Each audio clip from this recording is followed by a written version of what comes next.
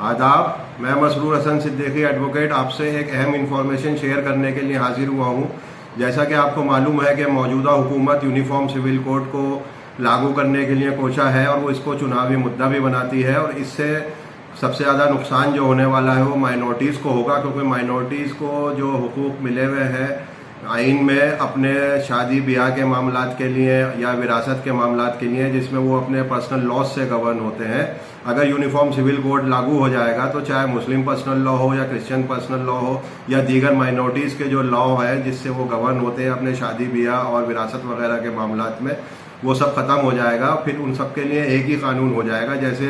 Criminal law में जो है आईपीसी और सीआरपीसी है वो सबके लिए एक ही कानून लागू होता है, ऐसे ही सिविल लॉज में जो है वो एक ही लॉ लागू हो जाएगा और वो यूनिफॉर्म सिविल कोड की शक्ल में लागू होगा, जिसको आर्टिकल 44 में भी है। वो कंपलसरी तो नहीं किया गया था, लेकिन कॉन्स्टिट्यूशन में कहा था कि मुल्क की जो हुकूमत होगी आने वाले वक्त में वो कोशिश करेगी यूनिफॉर्म सिविल कोड लाने की। सुप्रीम कोर्ट में भी ये मामला बार बार आया, लेकिन सुप्रीम कोर्ट ने कहा कि हम इसमें इंटरफेयर नहीं करेंगे, ये गवर्नमेंट का काम है, गवर्नमेंट देखे कि यूनिफॉर्म सिविल कोड लाना चाहिए या नहीं लाना चाहिए।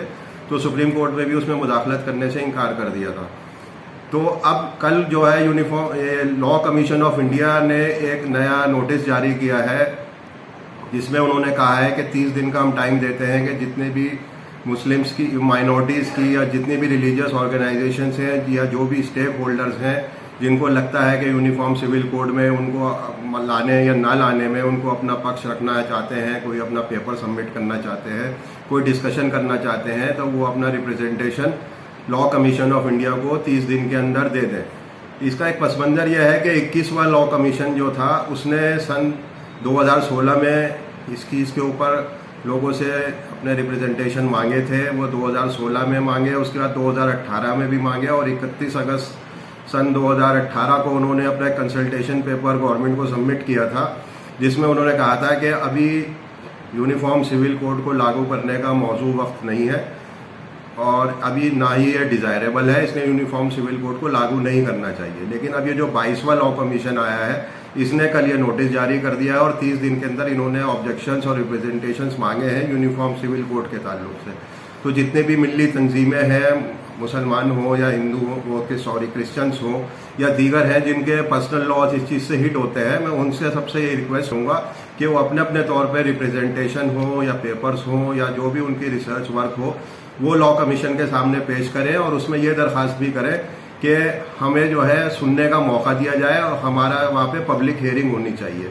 तो इस तरह के रिप्रेजेंटेशन जितने भी लोग हैं, स्टेक होल्डर्स हैं, वो 30 दिन के अंदर लॉ कमीशन ऑफ इंडिया को भेज दें। लॉ कमीशन ऑफ इंडिया को वो ऑनलाइन भी भेज सकते हैं, member secretary-lic@gmail.com, या लॉ कमीशन ऑफ इंडिया का ऑफिस है लोक नायक भवन खान मार्केट में, वहाँ सेक्रेटरी को एड्रेस करते हुए वो अपना रिप्रेजेंटेशन भेजें और उसमें ये जरूर लिख दें कि हमें पब्लिक हियरिंग का मौका मिले और हमारी बात सुनी जाए। जितने ज़्यादा हम रिप्रेजेंटेशन वहाँ भेजेंगे, जितनी ज़्यादा हम बात वहाँ करेंगे, वहाँ पे उतनी ही हमारी सुनवाई होगी और हम कोशिश